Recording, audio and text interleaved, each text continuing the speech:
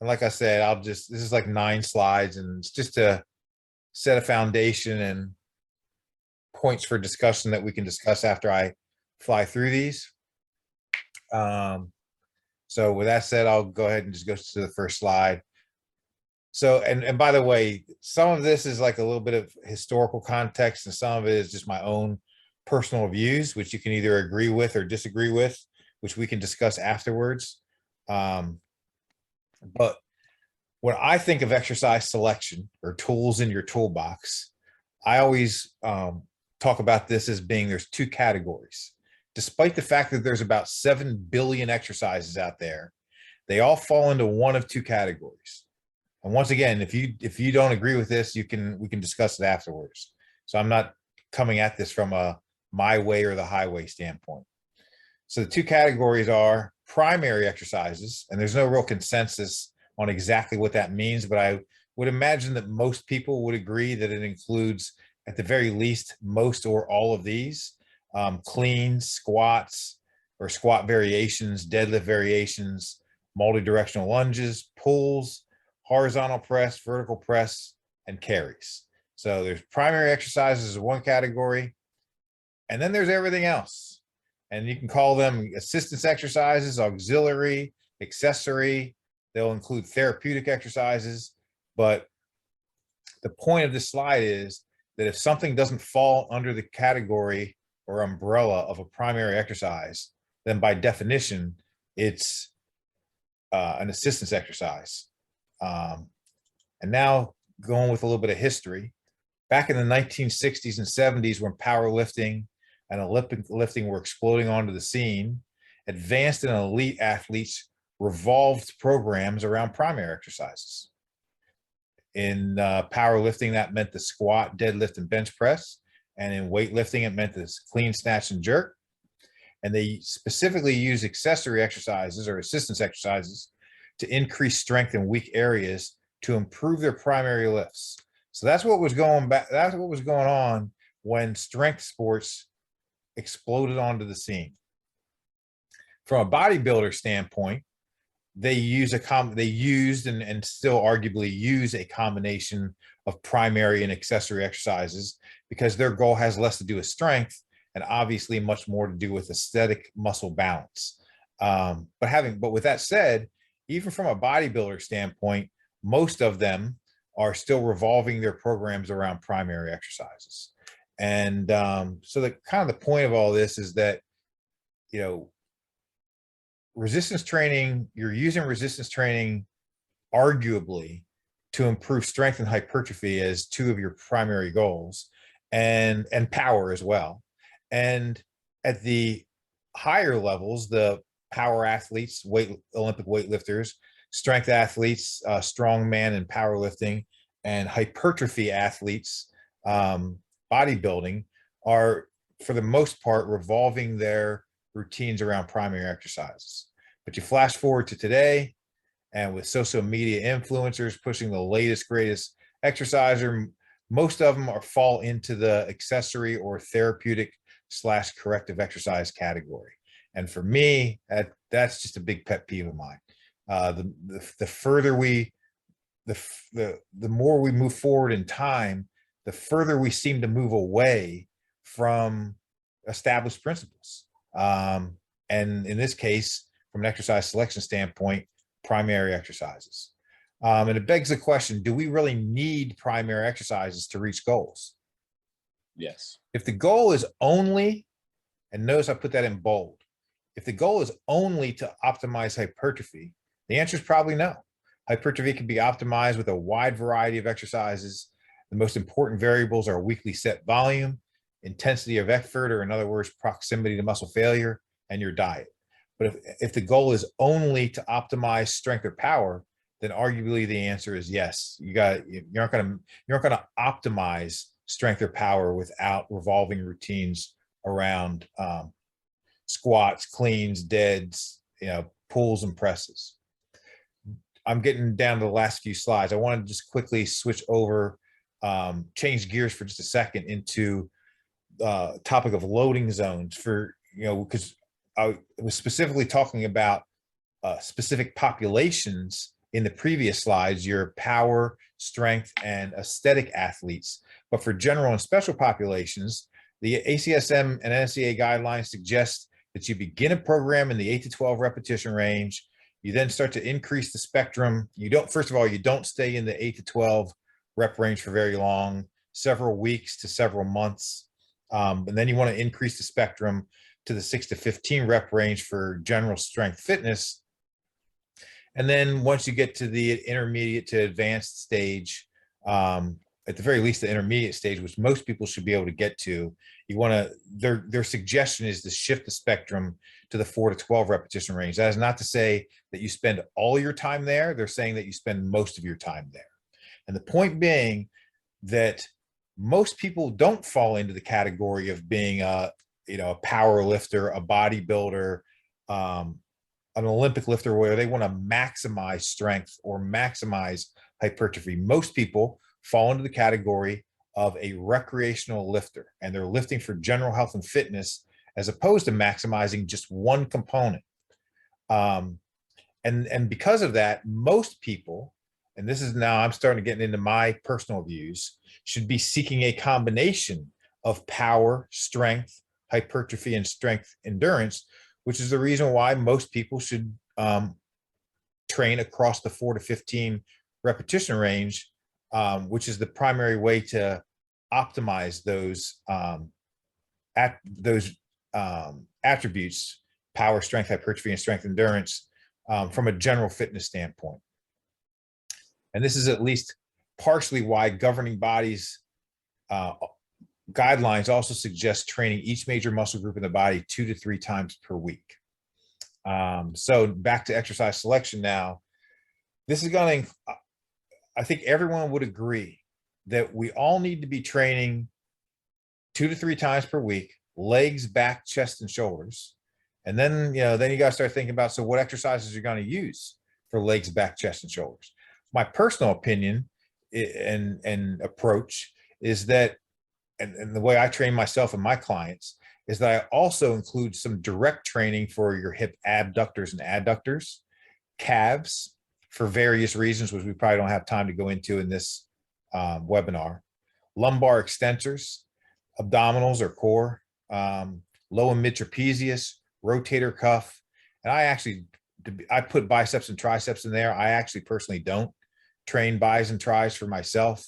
And most of my clients, I don't either, but it's mainly because I train in a clinical setting.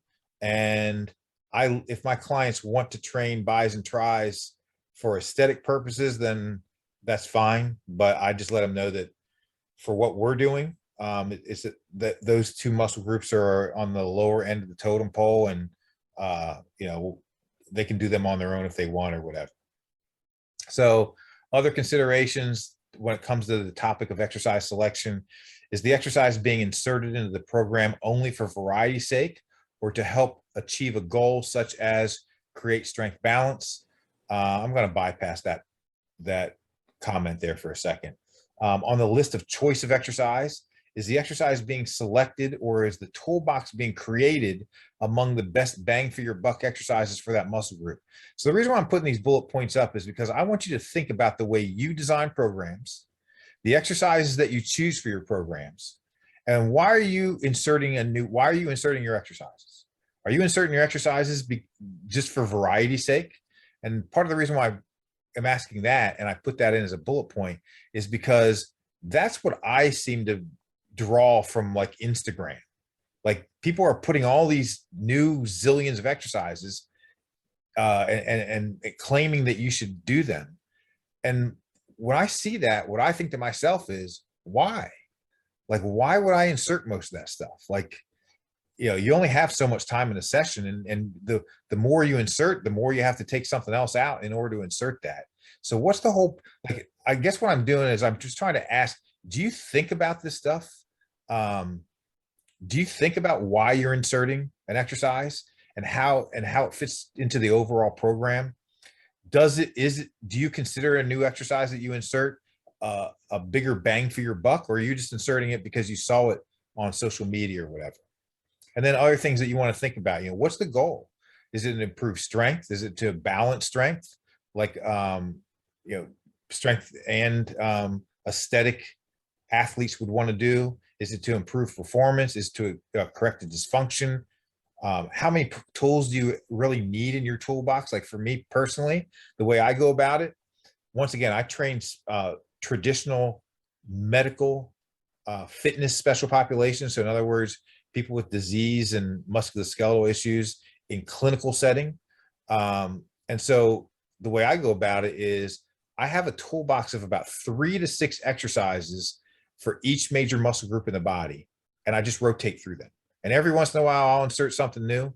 But in other words, I don't have this giant, I actually have a giant toolbox that I could tap into because I've been working alongside physical therapists for the last 17 years. And I've learned a ton of exercises through, them, whether it's for sports physical therapy or traditional orthopedic physical therapy. So my toolbox is huge. And yet, despite that, I still only pick 3 to 6 exercises for each major muscle group in the body. And once again, every once in a while, I'll step outside of that just for something a little bit different, a little new. But that's the way I go about my toolbox.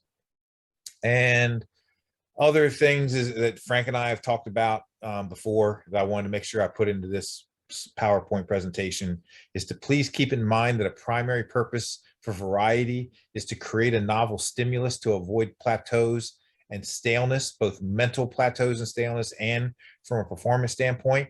And this can and arguably should be accomplished through a different variation of a primary exercise. So you don't always have to insert some new exercise, on Instagram. You can just go from a high bar squat to a front squat or a Zerker squat, or whatever the case may be. And also a point that I just want to make is that in my experience and opinion, as repetitions lower, so as you start to drop down into the 6 to 8 rep range, the 4 to 6 rep range, and you're starting to get into those heavier loading domains, it starts to become increasingly important to revolve the programs during that time around primary exercises, because those are your strength exercises, and because you don't want to load, it probably wouldn't hurt you over the short term to do like a single joint exercise with a heavier load, but it's not something you want to be doing all the time. That's another NSCA guideline. So it's harder to load appropriately with assistance exercises. And when this exercise is single joint, heavier loading places unneeded stress on the joint involved. And then this is my last slide. Also just wanted to point out, in case you're not aware, that there is a principle. One of the principles of exercise is called the principle of variation, but it actually revolves more around structured variation or periodization, and the variation in frequency, volume, intensity, repetitions, and rest periods and order of exercise. And exercise selection comes towards the end of this principle. And in the world we live in, variety seems to revolve around exercise selection rather than those other components of program design. So I wanted to use all that to just kind of set a foundation, just from a historical standpoint, to kind of point out that things were way different back in the 60s, 70s, 80s, 90s, and maybe even early 2000s, before all this social media started to integrate and move things, in my opinion, away from periodization and primary exercises and more towards just doing variety for the sake of variety. So I wanted to point that out, and I wanted to just kind of ask, as something that we can discuss, when you think about tools for your toolbox and variety of exercises, do you think about the things I listed on my slides? Do you think about why are you doing this? Is there a method to your madness, or are you just doing it because you think that it's important to include more variety in order to retain your client, for example? So with that said, I'll kind of shift the floor over to Frank and anything you want to say, and then we can just open it up. So, yeah, all of what you said, I agree with. I would caveat one thing, and the one differentiator is, so you can use an accessory as you had delineated for either hypertrophy or strength, how you delineated them, like if you're optimizing power and strength. I just think it boils down to what your focus is and the foundation you lay, right? Let's say, so like for the Army right now, I'm kind of against doing a back squat. I don't think that the back squat's a bad exercise. It's just you're looking for maximum effective exercises and efficacy. And so, what I think they should be doing is some kind of loaded split squat or lunge because they do everything in the sagittal plane. A lot of what they do is rucking, a lot of what they're doing is transitioning from right to left. And a bilateral squat, while it might make them good at lifting heavy objects, they are never lifting heavy objects in that from a bilateral stance. It's always from a unilateral stance. So they'll pick up the medic tables. They're doing almost like a quarter squat to do it. So like you just look at what the activity is and you try to match it. So as long as it's foundational, I don't think it matters, right? You can use an accessory. But one thing I think we both agree on is the variety for the sake of variety is a joke, because if you do things properly, that's really what it should be about. Set the standard, create a foundation to build on, right? The better the foundation, the stronger the foundation, the more return you'll get on investment. So like one of the things that we teach here, I've had to create a curriculum, is really utilizing variables to then change the stimulus or effectiveness of an exercise. So don't just squat every week, right? Are you changing the variable of the squat if you're going to do a squat? And it doesn't matter what squat you do, triple extension, loaded, unloaded. Are you doing it to perfect the movement? So a way to vary is work the concentric phase, work the eccentric phase, do a tempo, 5, 4, 3, 2, 1. Range of motion. Are you changing range of motion? So we have to actually teach the soldiers progression and regression. And I ask them, how do you progress or regress an exercise? You can't choose load as the variable, like change it. And, after we teach them the variables, the objective is to truly understand how to do the movement. You have to take it through all these different loads. Small tangent, I guess. What I do in my own personal training, I've done, and I'm talking about my own personal workouts, I've done every type of squat there is. But what I've done in the past when I want to build up my squat again, I literally pick a weight, usually somewhere between 70 and 80%, and I work 4 to 5 sets, no more than 5 reps, and I try to do every variation every week. I change the variation. So week 1 might be standard back squats, and I'm using the back squat just because we kind of talked about it, but it can be with any exercise. I'll do it with deadlifts too. Do that, then I'll do a pause. So 1 week is regular squat, standard, same weight. Next week, same weight, same rep scheme, but pauses in the hole. Then the next week after that, eccentric. Then the next week after that, eccentric plus a pause. The next week after that, eccentric plus a pause plus 1.5 reps or something along those lines. Basically constantly changing the stimulus. And then the final week is 1 rep in the 5 of the 5 reps. 1 each has to be done. So I have to do a pause, a full rep, a 1.25 rep, an eccentric, and maybe even just an ordinary. Just really depends on how I wrote it out. So that could be 6 weeks of a program. Literally every week on whatever day I do squats. Traditionally, it's been Mondays or Fridays. I'll do that. And that's the bulk of my exercises. And then it's some random accessory stuff that I'll throw in just depending on how my body feels. Do heavy block squats, split squats. I like to do, you talked about adduction, abduction. One of the best exercises that I found lately to kind of hit that is Cossack squats. If you don't know what a Cossack squat is, you can more or less look it up. It's just a really fancy name for like a really, really deep lateral lunge. And you're trying to work range of motion. I appreciate that squat. It's one of the hardest squats to do, or squat variations or lunge variations. But it's one of those things where I'm not reinventing the wheel. I'm using what's there. So very much like Jeff, if you think about your exercise like toolbox, it could be this really vast thing where you literally, if you think of a garage tool chest, it could be like you have all these tools that are strung up on the wall. You have hammers, wrenches, screwdrivers, and every other variation of the same tool. You just have a million versions of them, but you always end up just grabbing a hammer and a screwdriver and a wrench, right? Like you'll just go to the foundational things that you need. So while it's great to have the knowledge to apply it and move it, you got to set a standard, and the standard should be foundational exercises. And those can change from person to person or patient to patient or even population to population. But there should be a fixed standard, right? Like anything below that standard is we work to get there.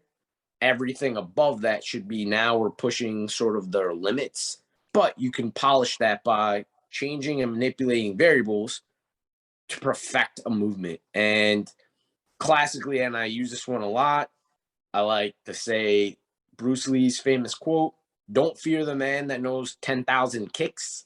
Fear the man that's practiced one kick 10,000 times. Yep.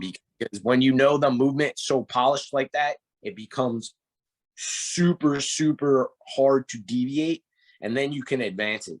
So you can then get into your cleans or front squats because you know the person can do the back squat, can do that very well, or whatever exercise it is. So that's my take on it. But I don't disagree with anything you said. I would just say that even if you're trying to go hypertrophy or power, strength, or anything, you just set a standard right from the back. Like this is the standard movements we're going to use. These are our foundational movements. And anything that we do from here is just going to be one step up, never down, never below that line.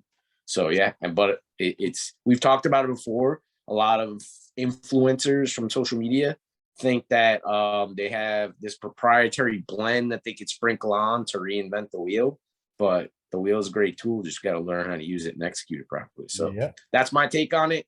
Anybody else? I'm looking forward to hearing from others. Come on, you can chime in. We won't bite. Keith, if you're talking, you're on mute.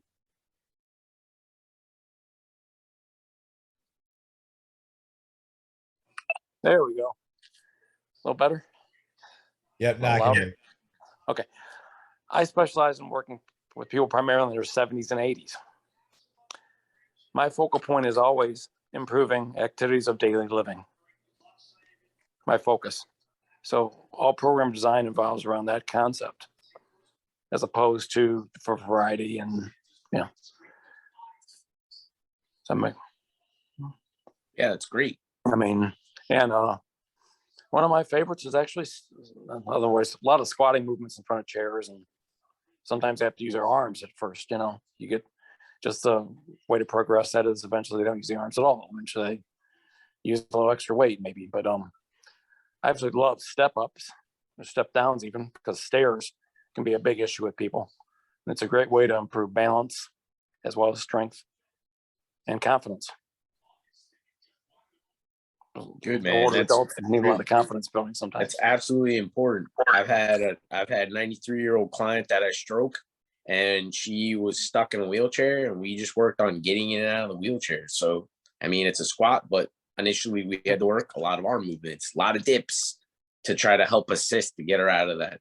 So yeah, you use your skills to apply to the population. So yeah, we're not trying to reinvent the wheel. We're trying to teach fundamental principles to apply it to the different situations. Yeah. So right on, man. Who else wants to chime in?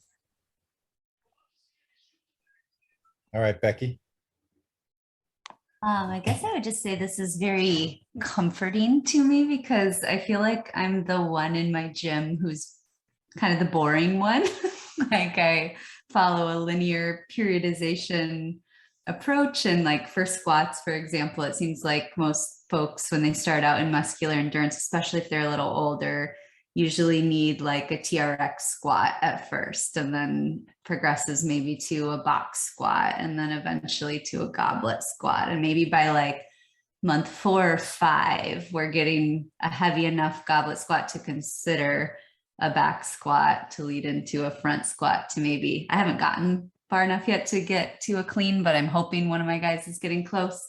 But it feels very like plodding along, but I like it. I feel like they feel really empowered and they see their progress and I can draw their attention to it. But I feel like all the other trainers in my gym are like having people stand on BOSUs and do like upside down balance challenges that I'm like, I don't know. Like, I get that that's what Instagram shows, but just doesn't seem like at all best practice. And at the same time, I'm like, okay, be curious, not judgmental. There's probably a reason they're doing that. But I wonder how much of the reason is that it looks cool on Instagram, or that they think their client wants that amount of like variety and like wow-ness versus, I mean, maybe they do, but I find all of my clients kind of just do what my plan is. And even if I had to kind of stick to my guns a little bit at first, they come along for the ride. And within the first 4 weeks, usually, if not the first 4, maybe the first 8, they're like, oh, I see what you're doing. This is effective. So it's just comforting, I guess, long story short, to hear that's not inappropriate or overly, like Frank, the different things that you play with. I play with those too. Maybe I should play with them more, like you, week to week. I tend to do more of like, again, in my own personal training, maybe like 1 month will be like pause back squats, and the next month might be like a heavier box squat because the box is supporting. The next month I might focus on the eccentric, but maybe doing that week to week would also be something to play with. I don't know if a client would be ready for it to switch up week to week, but maybe. Yeah, no, with clients, I mean, you have to use your judgment, and it's just a way to guess. Like, so think about it with even just from taking them from a TRX squat to a box squat, right? Mm-hmm. For TRX, because they're supported, you can do a slow eccentric squat, right? And then once you kind of build their confidence, be like, okay, I want you to maybe let go of one handle and do a slow eccentric. So you're just kind of in week, you're just building it so that they can see that they're getting better. So it's a way to check and balance and also show that they're getting better, but it's not dissimilar, right? TRX, low box squat or mid box squat to low box squat, to then you add a little bit of load. It's not, but you can do the variables once you instill the different rep ranges and load. You can start to manipulate the variable, and then now that exercise becomes a hell of a lot more potent. There's also the don't change the exercise, add a secondary exercise, and now add in a superset type deal where maybe you do kind of a fatiguing exercise and then ask them. In my book, I actually wrote about that because people always think you got to do more to be effective, when sometimes you just got to do the right thing to be effective. So you're not wrong for slowing your client down to make progress. While it might not look as cool as Instagram, they're not there to be Instagram models. They're there to get a result. The result is whatever their goal is, you're getting them there faster. While juggling on a BOSU might be fun, but at the end of the day, are they getting the result they're looking for? If juggling on a BOSU is the result or the goal that they're looking for, then I guess have at it. But I've never had a client come to me and say, hey, I want to get stronger, or I have these goals. Can we juggle on a BOSU?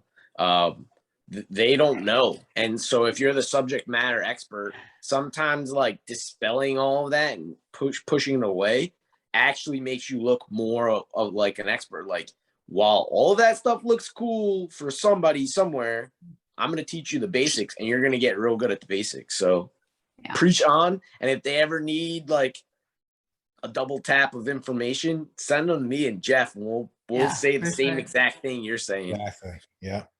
For sure. I just want to chime in because I have actually had a client ask me to like incorporate more things standing on a bow suit into their program because they wanted to get better at balance and core. And I'm like, okay, well, there's like value in not just poo-pooing their idea or their new piece of equipment that they spontaneously bought that is totally useless. It's like, all right, let's incorporate that in and put the basics next to it so that they get the thing, they get their novelty item, Yes, and right, they exactly. still are getting the basics. So it's like negotiation. Totally agree. Yeah, micro dosing works too. You give a little, you get more. So yeah, you're not wrong. I mean, especially if a client wants it, it's not a whole lot you can do. You kind of just put it in when you can put it in, and baby step them. I personally put that kind of stuff in as part of like a dynamic warm up, or things like that. That's how I do it. We can do their fun stuff during the dynamic warm up, but then it's time to get to the main. And let me also just say something else. Some of you who have been attending these before may have heard me say what I'm getting ready to say, and it won't be the last time I say it either, because I think it's such an important thing to mention, and it definitely applies to what we're talking about right now. I graduated from Penn State in '96, before all this stuff was in vogue, and before BOSUs, and definitely before social media and stuff like that. And I was just ridiculously fortunate to have been involved in what at the time was the longest strength and conditioning study was ever performed, under the direction of Dr. Bill Kramer, who's one of the forefathers who built the NSCA. And more importantly, the whole purpose of the study was to determine how to design a program to optimize strength, power, and hypertrophy, the main things you want to optimize. And the study was performed for the United States Army. And without getting into all the details, the things that popped out by the end of the study was that the group that trained with the heaviest weights, and that's the group I was involved in training, all aspects of training and testing for. So there was a group that trained in the 15 to 25 rep range, the group that trained in the 8 to 12 rep range, and a group that trained in the 3 to 8 rep range. And I was involved with that group. That's the group that outperformed every other group in everything. And it was all these Army style tasks. So it was box lifts and, explosive stuff. And there was 2-mile runs and 2-mile run with a 72-pound rucksack on their back, et cetera, et cetera. So one of the first things I noticed as a student in college was the importance of strength development, and how it trained. And then the other thing that's related is that just general strength development transferred over to unrelated tasks. So I'm going to play devil's advocate a little bit. I totally agree with Frank, and I totally also understand that you want to train the task itself, but you don't have there's a transfer. It's actually a principle of exercise, transfer of training effects, and it's actually follows something called the principle of initial values, which basically states that the lower someone is on their strength fitness, or in other words, if they're a beginner range of strength, the less it's actually necessary to train the actual task itself. And that's one of the things I got to see right from the jump in this study. Was we were just doing traditional gym exercises, Smith squats, bench press, seated row, lat pull, and yet they were significantly improving their performance in unrelated tasks.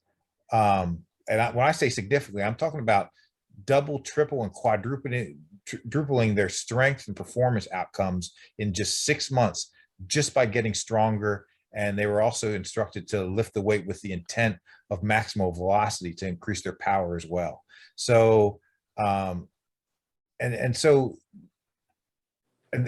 I went right from this study to Duke University Medical Center, Diet and Fitness Center, where now I'm basically applying these concepts prior to all this social media stuff, prior to all this BOSU balls and RX pads and all that stuff, to a population that is extremely deconditioned, obese, morbidly obese, all the disease that goes along with it, metabolic syndrome, the joint pain, et cetera, and realizing right away that you know, you can just take all these concepts and just scale it down to the population. And all the staff at Duke had master's degrees and were certified through the ACSM, NSCA. So the points I'm trying to make is I learned right from the beginning that just stick with the basics, revolve your routine around the basics, and always think about strength development, which isn't going to happen in those 15 to 20, 12 to 15 rep ranges.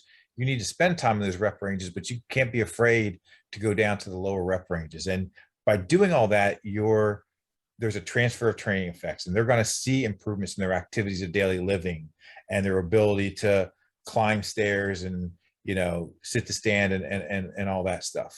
So I just was really fortunate that once all this stuff started that we're seeing now with the latest and coolest exercise, once all this started to pop out in the early 2000s, mid 2000, and so on, I never got sucked into it. And I was just really fortunate because I got to see right from the beginning, under the direction of Dr. Bill Kramer in this study, and once again at Duke Medical Center, that you don't need to.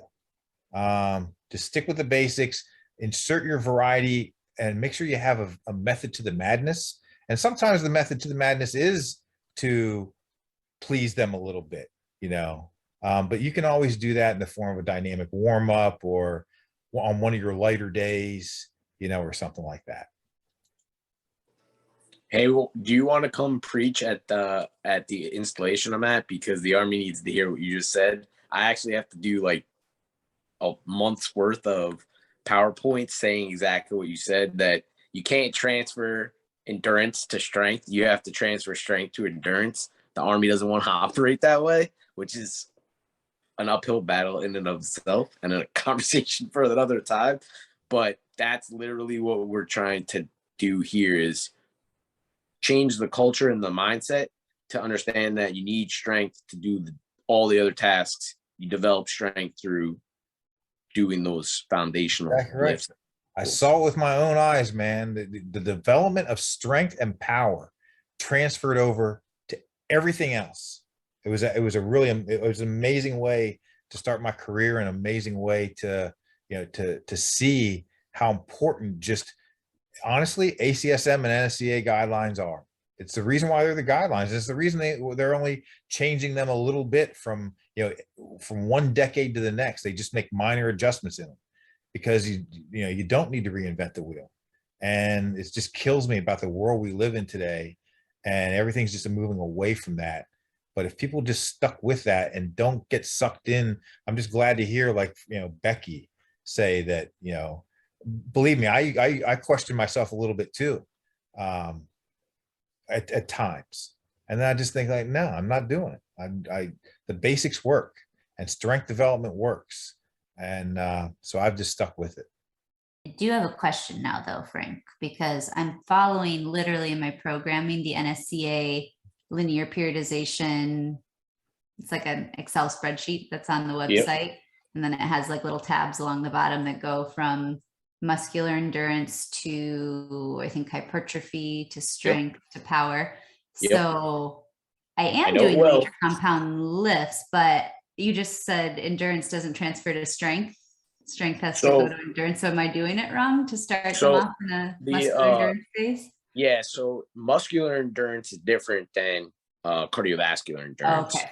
So muscular endurance is basically learning a movement 3x15, 4x15 reps, and then systematically dropping it to develop a load. Yeah.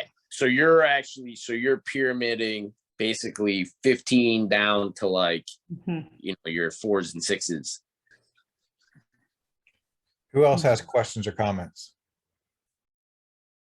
I actually have a question, Jeff, more on the topic of what you were discussing. You were talking about like metabolic disease and obesity, but when you're measuring progress for clients with degenerative diseases, is the goal ever just to maintain, and does that get discouraging for them? and how do you show them their progress and keep them motivated? Yeah. So, yeah, absolutely. Sometimes progress is just maintenance, right? So we talked about this a little bit in the last webinar, where I'm just a big believer in understanding what your strength, just as an example, your strength norms are, which I just have learned that a lot of fitness trainers and coaches just aren't aware of them. And I think that's a missing link. So I think we need to know what our strength norms are, and you don't tell them what they are in the beginning, because that's just going to scare them, because they're coming in, very weak and deconditioned and far away from those strength norms. But as they move forward towards them, then that can be a motivator. And I use that as a motivator all the time.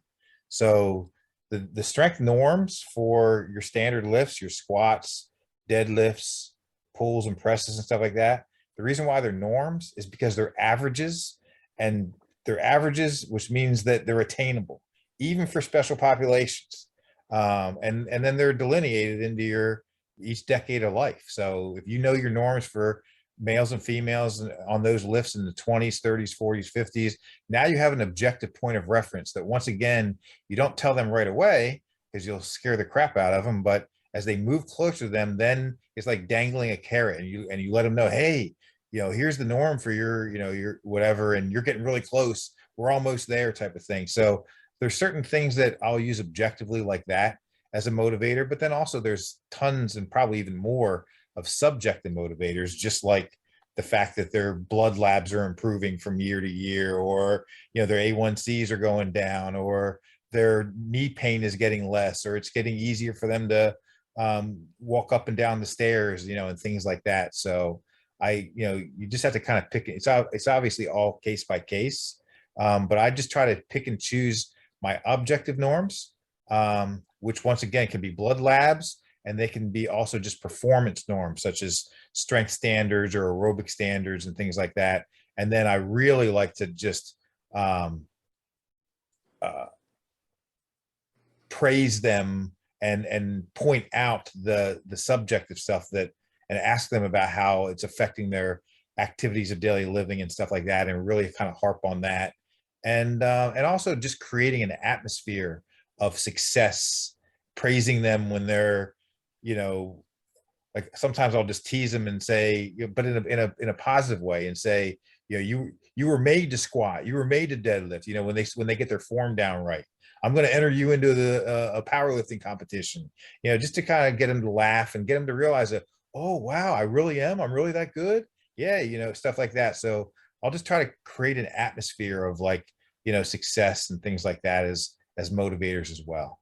So ultimately, it just comes down to what you want to choose as objective points of reference, and what you want to choose as subjective points of reference. And but yeah, also you can only progress so much based on, there's, like, as a matter of fact, Stephanie said in the chat, which, Stephanie, we're going to have to probably talk about that in the Facebook group, because it's your question opens up a bunch of cans of worms that we just don't have the time to talk about now. But goals have to correspond with what you have access to and what you're able to put into it. So if someone can't create lofty goals if they only have access to 5 and 10 pound dumbbells, and it's a home exercise program, and they can only train twice a week, your goals have to correspond with what you have access to and what you're able to put into it. And her question in the chat, and it had to do with sarcopenic population, which I have a lot of experience with. And that's can be frustrating, because with people who are sarcopenic, which means that not only they've lost so much muscle mass that it's now affecting their mobility and activities of daily living. So this, of any population that needs to optimize their program, it's that population. You need to optimize your strength and your lean muscle tissue, and twice a week isn't going to do it. You're behind the 8 ball to begin with, being a sarcopenic population, and now you can only put in 2 days a week in a home program where you only have access to ankle weights and 3, 5, 7, and 10 pound dumbbells. you're going to struggle to really reach your goals. That plays into it as well. Yeah, I was gonna bring up her question because I thought it was a really good question. One thing she mentioned in the question was just messing with tempo. I would just suggest not even tempo, Right. work eccentrics. Yes. Do eccentrics. Yep. So it's going to give you a lot more bang for your buck.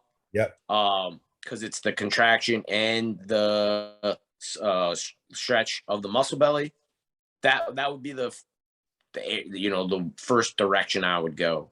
Yep. I would Obviously, say that weight and all that would be tough. Yeah, because the weight part's going to be tough. So you have to think about things like that. And you don't want to start off by asking them to lift with the intent of velocity, but that needs to be part of the, you got to keep your eyes on that as well to get some sort of power, rate of force development component into it. So you want the eccentric component, like Frank was saying, and you might want to start by having them lift with control for safety's sake, for mind-body connection sake, for proper form sake. But at some point, you got to keep your eyes on the rate of force development and have them start lifting the weight with the intent of velocity as well. So there's all these little different variables you got to think about, but ultimately it has to fit within the context of how many days a week can they train, what type of equipment do they have access to, what type of loads do they have access to, because that's going to also play a big role in how low of a repetition range you can go with that person. If they only have access to 3 and 5 pound dumbbells, you're going to struggle to get them down into the 4 to 6 repetition range, unless they have the mobility and ability to do like pistol squats, and things like that. So not if they're sarcopenic. Yeah, exactly. So that's kind of my point. So there's the next thing I would suggest is like start looking at bands, right? Like that would be something you can add to any home gym, or even if you're the person going to in-home, start bringing bands. It's fairly cheap. You can teach them what to do, then they can go buy their own. But yeah, that's a good question that I think begs for a whole different discussion. But I would say power and eccentrics would be like where you should steer that program. Yeah, because you're just not going to really be able to optimize strength development. So you just have to optimize whatever you can with it and do the best you can with what you have. Yep.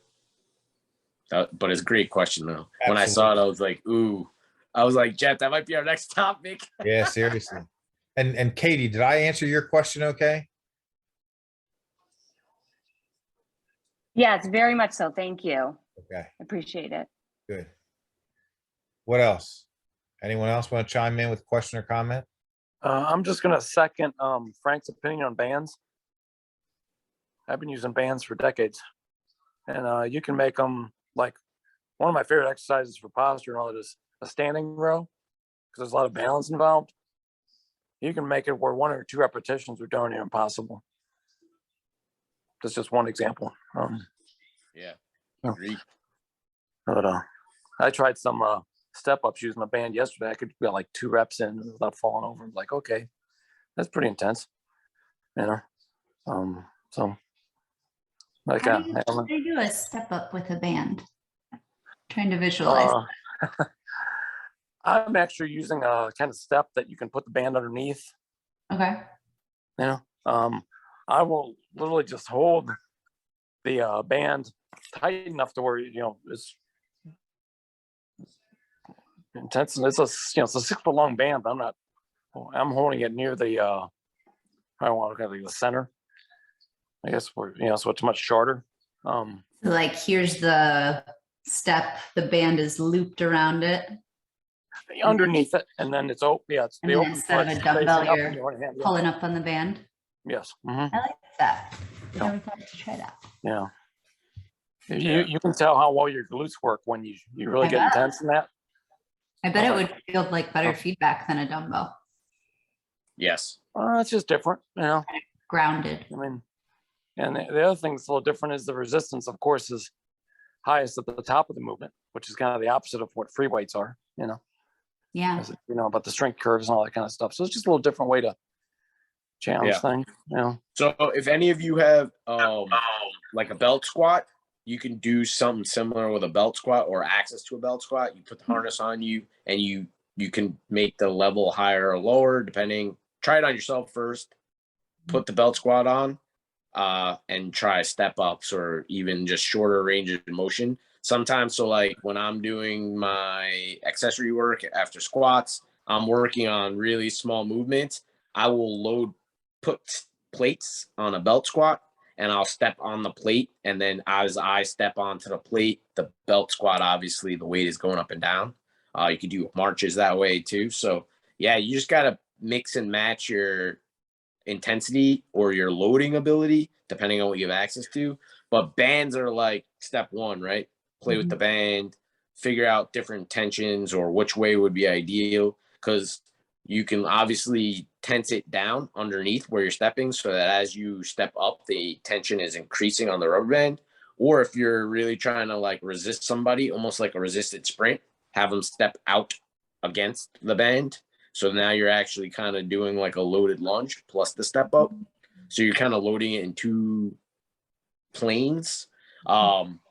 Yeah, but a lot of that is the toolbox. So you're getting to kind of manipulate and you're not really deviating from the actual exercise, which is the step up. You're just adding in some kind of load to manipulate how the step up is performed. We had another question that just popped in.